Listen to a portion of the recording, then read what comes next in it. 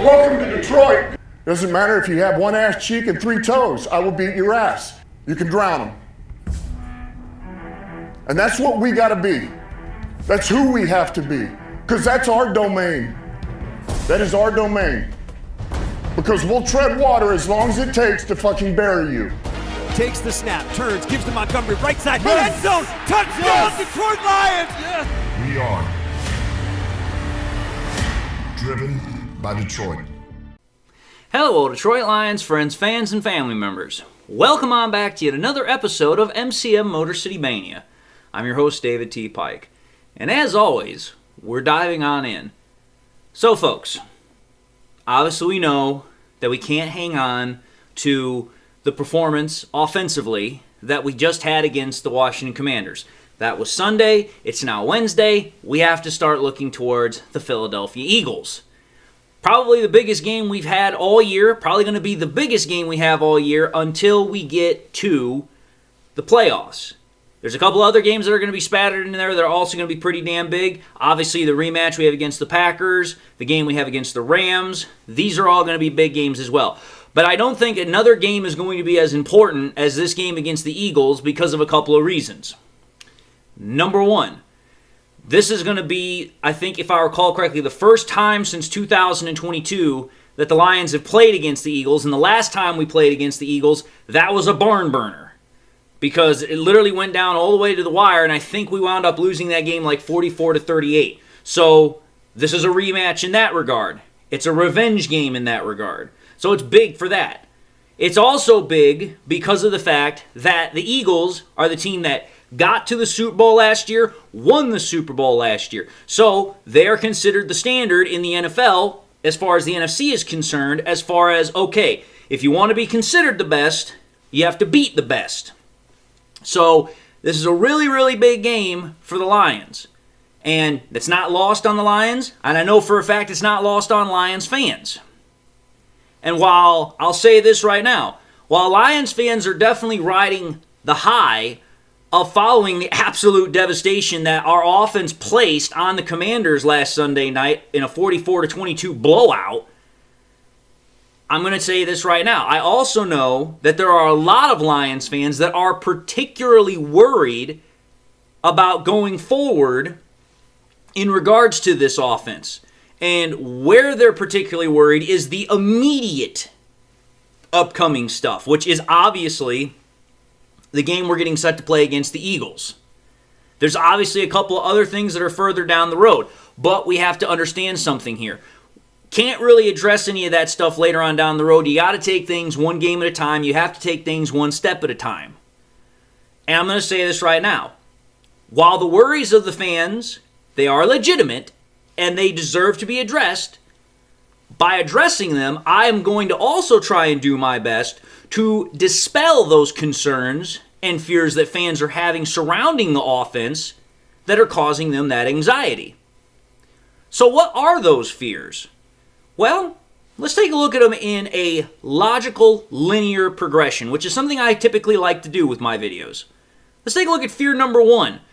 Fear number one is based on this question, which is pretty much basing everything off of what the title of this video is, which then leads into everything else, which is the performance that the Lions offense had against the Commanders a one-off, or is it a permanent fixture? For many fans, the fact that the Lions offense was powerful, explosive, efficient, smooth, and consistent was an immense welcome sight, considering the fact that the previous month of games that we had, we saw that the Lions offense was not hitting all cylinders. Again, I've used this analogy before. The Lions offense is a V8 engine, but for the previous month prior to the game we just had against the Commanders, it was probably only hitting on 6 or 7 out of those 8. So seeing that the Lions offense was back to what it was doing, that was a very welcome sight, and it was definitely something that Lions fans wanted to see because that's the standard that they have of seeing. But let's call it more importantly, that's the Lions' own internal standard. And while that performance, it was amazing, many are worried if the Lions can repeat this in the upcoming game we have against the Eagles and then obviously further beyond. And what most people are worried about, other than the fact of can the Lions continue to do this, is the potential question of, okay, is John Morton going to return to the play calling duties once Campbell thinks he has grasped not only a way that he's been told to make this offense work, but also once he has been able to see and knows what it looks like based upon the standards that we have. Because again, I know some people have put in comments that, you know what, until Ben Johnson had a way to actually see it, he was going to be held in check. But once he actually saw it, that was where things really picked off. And to me, it's like, okay, maybe Dan Campbell's doing the exact same thing. I don't know for 100% certain, but since we know one thing about the Lions is they like to repeat things that have worked in the past, that does stand to reason that maybe that's what is happening with John Morton as far as why his play calling duties were taken away and why Campbell has stepped in for the moment. It could be that Campbell is trying to give John Morton the ability to see rather than just being told what it's supposed to look like. However, though, that is for a more later on down the road kind of contest and little, kind of example. That's not going to happen this week. Because I'm going to tell you this right now. There's no way John Morton's taking over play calling duties this week. It's not going to happen. Because you don't make a move like this only to then the very next week or 2 weeks after then make the decision to go right back to the original play caller. This is something that I guarantee you Dan Campbell is going to at least for the next 3 weeks. So obviously the Eagles game we got coming up, the Giants game right after that, and then the Packers game, which is on Thanksgiving, he's going to assume play calling duties. The only way that I see that John Morton gets the play calling duties back is when after we play the Packers for Thanksgiving, we have that slight mini bye. So that way it's like, okay, you've seen what this offense is supposed to look like now for a month. Now we're going to give you a chance against the Dallas Cowboys to potentially go in there and do exactly what we've been doing and keep the ship moving forward. So in my honest opinion, the Lions don't have to worry about that potential scenario for at least a month. But obviously, that's only part of where this concern is coming from. And like I said, that's a further on down the road part of it. So I'm not worried about Morton returning anytime soon, simply to, like I said, do the upcoming schedule that we have, but also the fact that Campbell doesn't do anything just to say, okay, you know what, after a week or two, I'm going to give it back to you. It's like, no. He wants to make sure that people have an understanding and know exactly what is expected of them. But rather, I'm going to say this. What Lions fans are more potentially worried about is that, okay, you know what? We had that great performance against the Commanders, which, again, while impressive, the question everyone's having, and I've seen it even in my comments section, is, well, was that more due to the fact that the Commanders were, really bad on defense because they were missing defensive players, or was it actually due to the fact that the Lions' offense is really that good? And while this view is valid, it only is to a certain degree. Let's understand something here. Let's flip the shoe on the opposite side of the foot for a moment here. The Lions had a similar issue on defense a couple of weeks ago when we played the Buccaneers, right? Our entire defensive secondary was completely decimated. We had practice squad players, we had third stringers filling in as starters, and what happened in that game? We completely put the clamps on the Buccaneers' white hot offense coming into that game. Completely shut it down. So what's my point there? My point there is this. If we can do it, then there's absolutely no excuse why the Commanders couldn't do it. It's called they simply didn't do it. They couldn't get it done. And here's the point. Just because you're missing players, that's no excuse not to play good ball. It does make it more difficult, but it is not impossible because we've already seen the Lions do it. And furthermore, consider the fact that the Commanders were at home. They had the home field advantage. So it's like, listen, I get it that some people are thinking, well, maybe the Lions just had a really good game because that defense was really that bad, and they already were missing Marshawn Lattimore, Daron Payne got ejected from the game, so on and so forth. But it's like, listen, that's why you have backups. Backups are supposed to be able to come in and continue to play at a level so that way you can keep things rolling. That's more on the Commanders not playing a high standard level game. Because if the Lions can do it, anybody can do it. And furthermore, let's also understand this. If Morton was the one that had actually called the plays against the Commanders, then I would say there's more of a fear of this potential roller coaster effect of where, okay, you know what, we had a really good game against the Commanders, but now we don't know what the hell we're going to get when we play against the Eagles. I don't see that happening with Dan Campbell calling the plays, and I'll tell you why. Because Dan Campbell is ridiculously consistent. He is consistent every single time that he steps out on the field in terms of his attitude, in terms of how he approaches the game, in terms of how he approaches players. Nothing phases him. He shows up the exact same every single time. And furthermore, Campbell not only understands the team in terms of what works best for them, in terms of how to function and perform, but he understands and know the players in the best way that they can also perform, to their standard. Whether it's, meeting a standard or potentially surpassing it. So Campbell's knowledge and personal ability to understand the offense on a deep level means that there is a great ability that the offense will remain consistent going into this week. Especially if the system which worked with Morton providing the game plan and scheme remains in effect, which it most certainly will. So fear 1, explained, hopefully alleviated. Fear number 2, the real question that I think a lot of Lions fans are having is what we saw on Monday Night Football with the Packers. Is that going to follow into Sunday Night Football when we play the Eagles? Because many people are concerned that the Lions are going to fall victim to the same defense that the Eagles presented against the Packers, and that the Lions are going to suffer an ass-kicking offensively, much like what the Packers did, and they're going to get brought back down to earth. And I'm going to say this, as the saying goes, any given Sunday, right?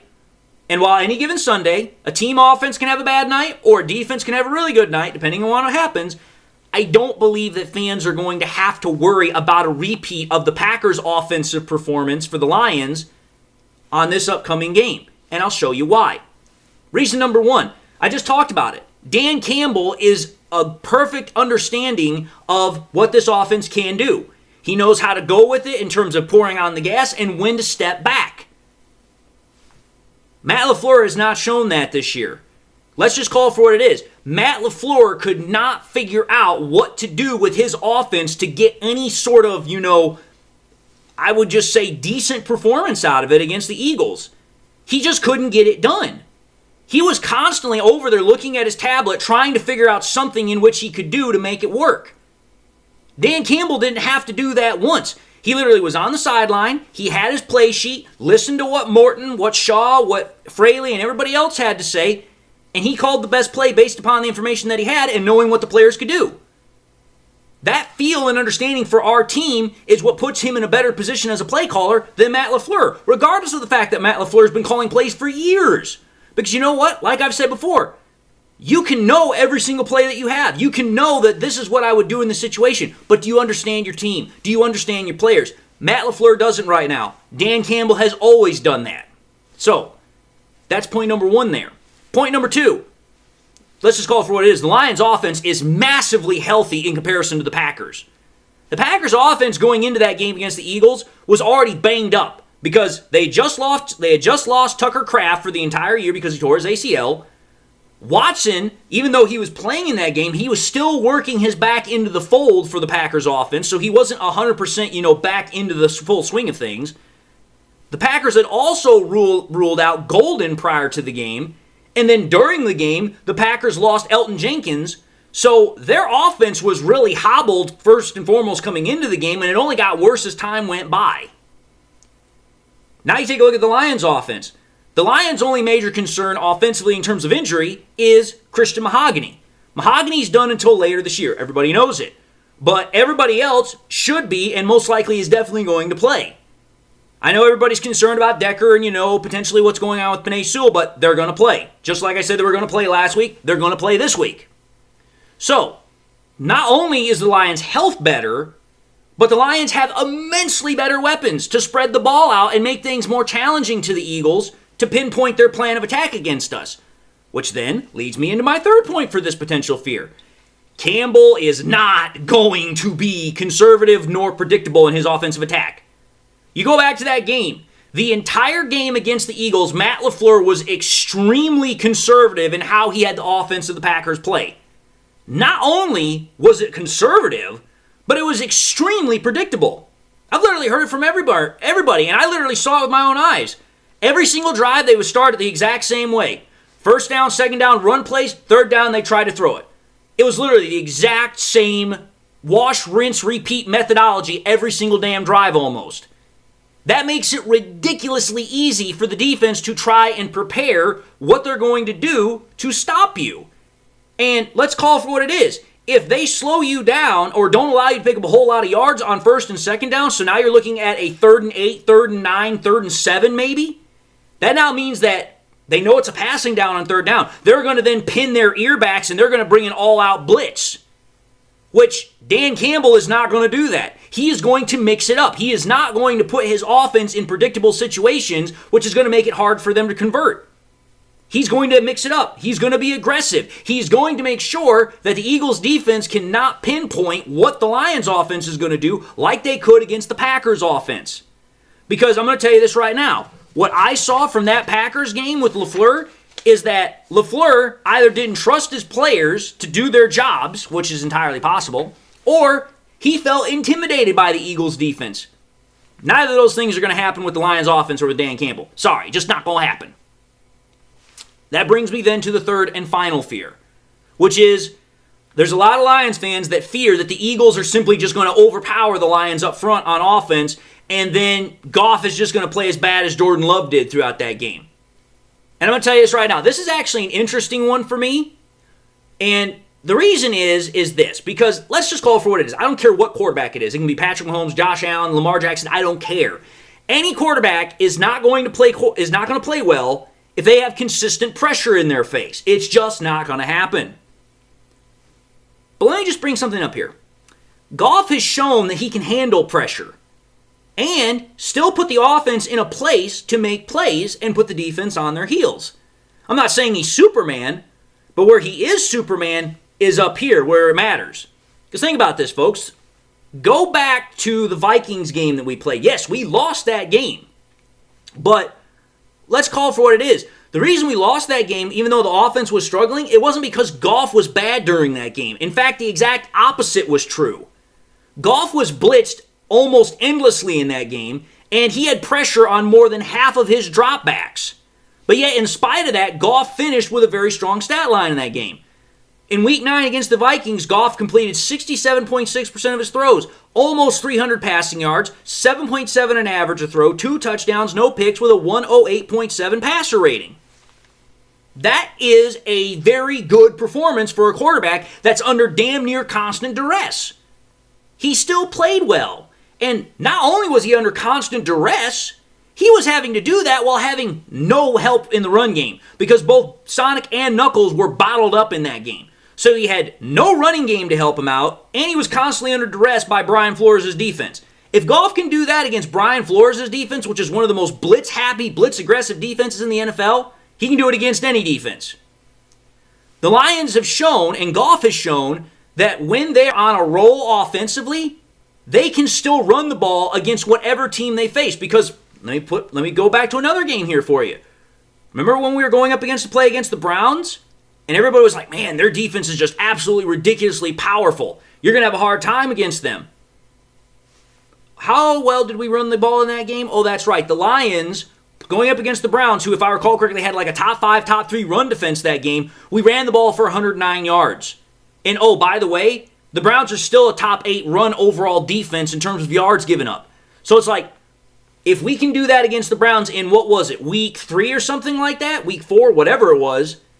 If we can do that against the Browns defense, which is one of the best defenses in the entirety of the NFL, despite their record, and we run the ball 109 yards against them, we can do that against the Eagles.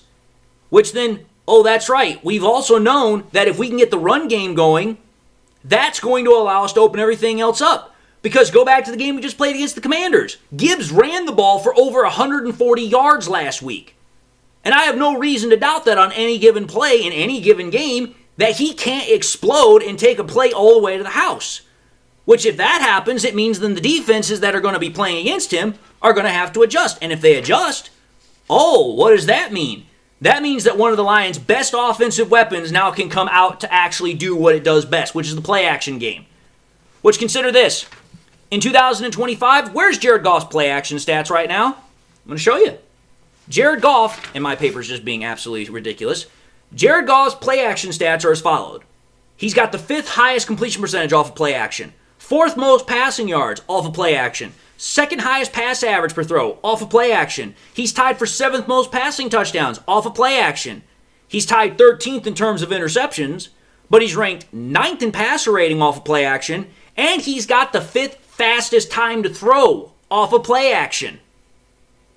What you should see there is a QB who has continued to be, in essence, the gold standard every year, year in, year out, when it comes to play action. That's what Jared Goff is. He is the play action king of the NFL. I've said this multiple times. But not only is Goff playing well in play action, like I just said, his ability to process information quickly is absolutely almost out of this world. 5th fastest processing time in order to get the ball off in the entirety of the NFL this year. And think about this. That's not just only in terms of play action. If you take a look at all of Jared Goff's dropbacks this year, he has the 4th fastest time to throw in the NFL at 2.61 seconds. So what does that tell you?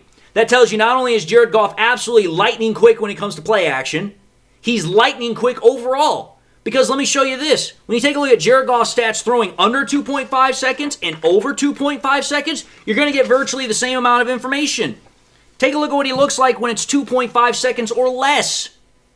For this year, Jared Goff has the number 1 completion percentage rate when he's throwing the ball less than 2.5 seconds. 3rd most passing yards in this category. Number 1 pass average per throw in this category. 2nd most passing touchdowns. Tied ninth best in terms of interceptions thrown. The number 1 passer rating in throws off of, in throws less than 2.5 seconds. And the 13th fastest time to throw in this regard at 1.89 seconds. Dude, 1.89 seconds, you can't virtually touch a guy that fast. So not only is Jared Goff got the best completion percentage, he's got the highest pass average per throw, the 3rd most passing yards, the 2nd most passing touchdowns, but he's also got the best passer rating. That means this, if the Eagles want to try and blitz us, if they want to try and get after us, Goff knows how to get the ball out of his hands ridiculously fast. Ridiculously fast. And even when you flip over to more than 2.5 seconds, whereas the rankings are not as good, but they're still pretty solid, take a look at that. For over 2.5 seconds, Jared Goff has the 4th highest completion percentage. He's only ranked 17th in passing yards, but he's ranked 11th in pass average per throw. He's only ranked tied 16th in passing touchdowns, but he's tied 5th best in interceptions, ranked 7th in passer rating, and 3rd fastest in time to throw. So what does that show? What does that show? What does that tell you? What that tells you is that whether or not Goff takes more or less time than 2.5 seconds, he is still one of the literal fastest proverbial guns in the NFL, which is why his average time to throw is 2.61 seconds, which is 4th fastest. But what it also shows is that even though this year the Lions haven't been throwing the ball down the field as much, which again, as I said earlier, is more a correlation to Morton's poor play calling for the first part of it, you take a look at what the Lions did against the Commanders when they made the switch. The Lions were consistently pushing those intermediate throws down the field and connecting on them, which was part of the reason why the Lions, I think, had 20 plays that were for 10 yards or more, and most of those were in terms of passing plays that were for 15 yards or more. So what that ought to tell you is this. Even though Goff's volume stats in terms of 2.5 seconds or more are not there, the efficiency is. Top 5 in completion percentage, top 5 in passer rating, top 5 in time to throw, top 10 in passer rating. That tells me that the only reason why those numbers aren't better is because the play calling has not been good enough to allow us to actually open that up. But the efficiency is still there, which is why he has been able to have the elite production that he's been able to have over the entire course of the season for the most part. And what this needs to tell Lions fans is that if, like I said, the Eagles try and blitz and pressure him, which we almost know certainly they will, is that Goff can not only handle it, but he has been elite at getting rid of the ball before it can cause too much damage. And with Goff also having the ability to recognize defenses and make checks, kill the play, move to something else, almost like anyone else in the league, he will be able to protect himself and put the offense in the best position to be successful.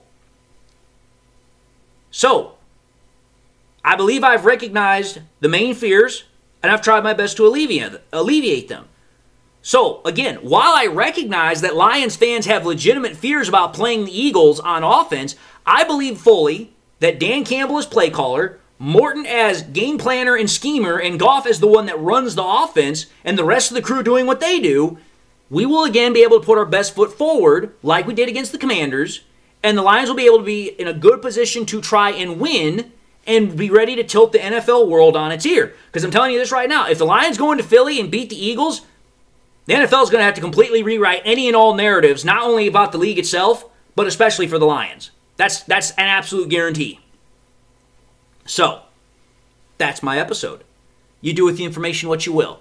But having said that, I'm going to end this and say thank you all for watching in another episode of MCM Motor City Mania. If you like what you saw, by all means, I highly encourage you all to watch the next episode. But if you enjoyed the content, I hope to gain your subscription if I had not yet done so already. Also, if you subscribed in the past, forgot to do so at the time, or you just subscribed and you not yet had a chance to do so, want to encourage y'all also. Make sure you hit that bell notification icon so you guys never miss any more content I push out. Hope y'all are doing well and got something in your life that makes you happy, makes you smile. God bless, my friends. And until the next time we meet, I'll see you all in the next episode.